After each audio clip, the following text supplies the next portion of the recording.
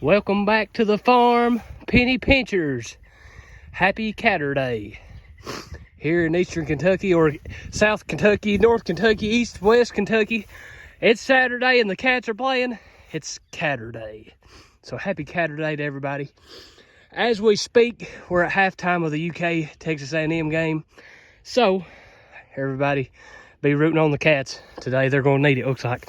But at halftime, I decided to come out and give these girls a half of a roll of hay. This is the first roll of hay of 2022's cutting. So this is the first roll that we've given them of this year's hay, I guess you could say. And I tell you what, they are liking it. But guys, I'm gonna have to get with my hay man to make sure. But I tell you what, when I had the full roll on the Greg Judy Bell unroller, it took up every square inch of it. So I'm thinking these rolls might be a little bit bigger than a 4x5. I'm gonna have to check and see before I say for sure. But with that being said, I've already given them hay, guys. So we've got 20-ish head total. That's cows and calves and everything. And I'm gonna take that much back with me. Guys, because you can see here, as I walk down the line, this is all, and it's hard to tell, it's hard to pick it out because it's all brown, right? It's all brown. So it's kind of hard to pick it out. I've already pitchforked it, so you can kind of see it clumped up a little bit where I've pitchforked it out a little bit to cover some more surface area, so they won't be standing and fouling so much of it. But guys, just by unrolling a half a roll, I'm going to just walk through here and let you guys see. And like I say, I've already pitchforked it out. So you can see from about right there, all the way down to about right there, I've got hay pitchforked out. And these cows are not even in that. They're in the main row that I unrolled. But guys,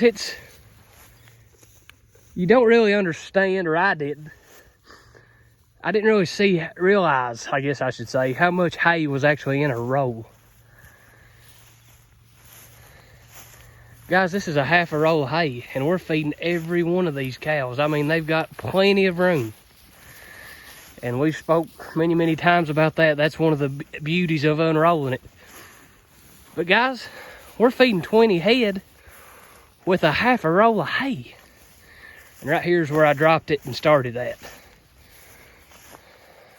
Let me get up here on top. Here's one of the latest calves. What we got, a bull? Yes, buddy, a bull. Good, good, good, good. Bull, this is the other one. What are you, friend?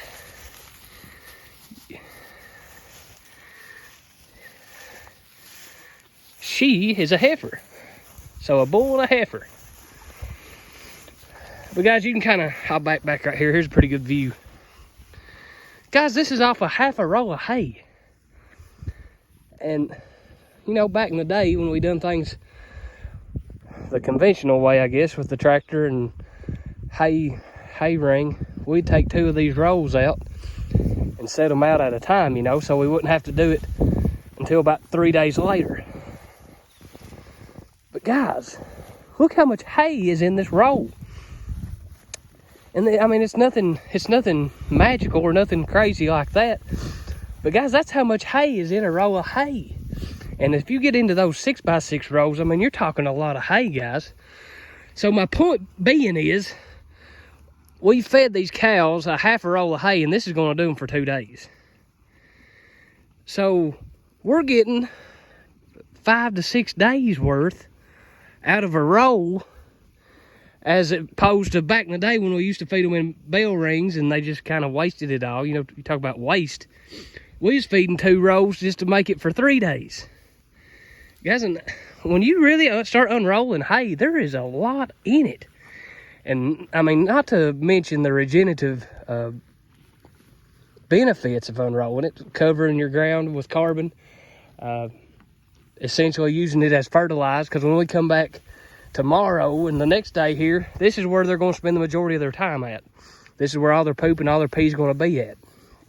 So it's going to be cleaned up, and what little bit is left is going to be left right back on the soil to cover it, to act as carbon.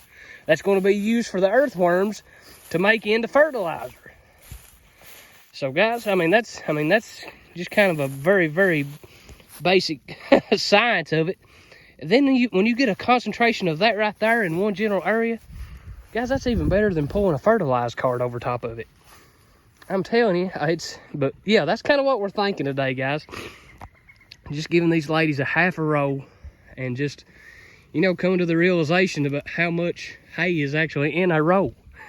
And obviously the bigger the row, the more the hay. But like, I think these may be 5x4 rows, maybe. Like I say, I'm gonna have to clarify that to make sure, but they seem to be bigger than 4x5 like we always used to roll ourselves. So like I say, we contracted a neighbor to roll this hay for us, so his roller may be a little bigger than a 4x5. But any which way, guys, just having, if you're setting them out in bell rings, you can't do this. You can't feed half and take the other half back to the barn. Guys, that's how we keep from wasting it. And if you ask us, the hay that's left, and there's never very much at all, the hay that's left is not waste. That's probably more beneficial than what's actually getting ate, because it's acting as carbon, which is acting as fertilizer. But just taking a general glance at everybody, I mean, they're doing great, guys. I mean, they're fat. These two heifers right here, guys, I am tickled to death. We was worried about this one right here back in the summer when we turned the bull in. I think he may have caused her to hurt her ankle, hurt her leg or something, and she got to losing weight on us.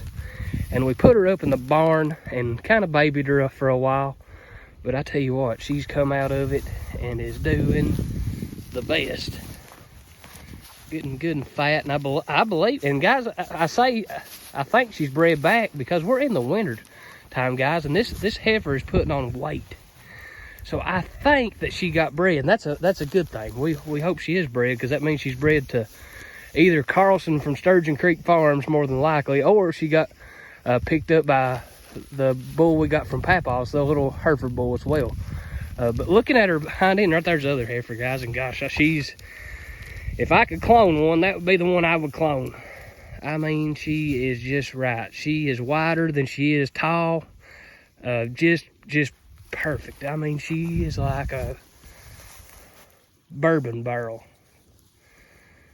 Not to make a derogatory comment, but going along with Caturday. But I tell you what, guys, just looking at this black heifer's back end, she might be springing a little bit.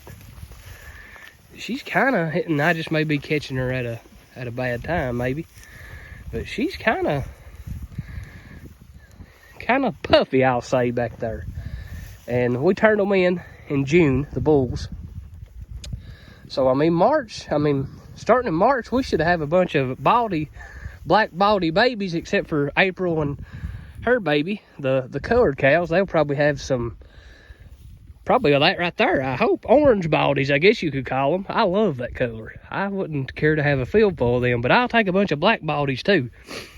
So we should have a bunch of black baldies starting to come about March. And that, guys, that ain't very far away. I mean, we're talking less than 50 days and probably less than 40 days if I looked at the calendar. So, I mean, it's time, guys, before we know it. This grass is going to start growing. And praise the Lord for that. And I tell you what, like I say, we fed 6 rows of 2-year-old hay so far this year. We fed the majority of that during our cold spell there a week or two ago when it got below zero. We kind of went excessive on that on purpose to kind of get rid of that hay so we could feed the 2022 cutting of hay. And guys, it's January the 21st, I think, January the 21st. And we're just now getting into that hay. So this is our 7th roll of hay, guys, that we fed this year, and it's darn near February. So, guys, I mean, that's just, I mean, not bragging. It is what it is. This rotational grazing, stockpiling grass, guys, hey, it will save you money and in return make you money.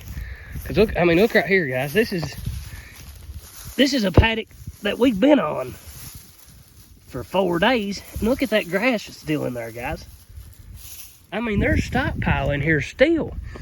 I mean, honestly and truly, there's folks that probably that wouldn't feed a roll of hay on this paddock right here. But I'm doing it so we can get the extra carbon down on it.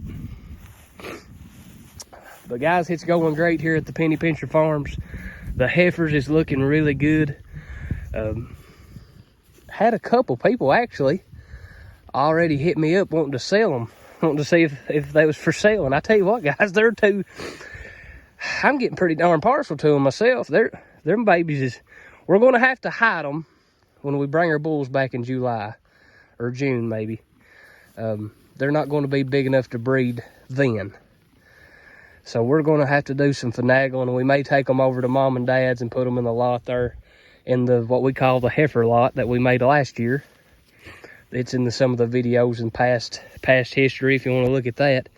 So we're going to have to do some of that so we don't get them bred too early, which kind of will be inconvenient. But I tell you what, guys, they're good stock. They're good Sturgeon Creek stock, so I know what their potential is. So I just tell you guys, I'm kind of in the notion to just keep them and see what it looks like. But we'll see. We will see. See how things turn out. Hopefully this year we won't lose no calves like we did last spring. If you guys will remember, we lost 4 calves last spring to allegedly the black leg. The more I think about it over the winter, I think it was pneumonia. And I've showed a couple videos that we had of some of the ones before they died, and I've heard pneumonia a lot. So that's kind of weird to get in the spring, early summer of the year, but I think that's what we got last year, guys. So hopefully this year things will have a little better luck. I ain't going to complain. The good Lord has blessed us here at Penny Pincher Farms to find a management practice that's made us money, that even when we're not making money necessarily on the farm, the cattle herd's not making money, they're sustaining themselves. So that we're not taking our money out of our bank accounts to keep the cattle herd up. And guys, that's why I do it. I mean, we done it for so many years not making any money, guys. It ain't worth it. It don't matter how fun it is. After a while, the wife starts wondering why all of her money's getting spent on cow feed. But anyway, that I ain't going to get on that soapbox. But I'm going to get off here, guys, and get back to the house and cheer on the cats. Everybody have a great weekend. Praying everybody's doing well, happy, healthy, hoping our cattle herds is healthy as well. Everybody have a great weekend. Hope everybody makes it out to the house of the Lord in the morning, because if it wasn't for him, we wouldn't have none of this. So therefore, we're going to give him all the honor, and we're going to let the grass grow and give him all the glory.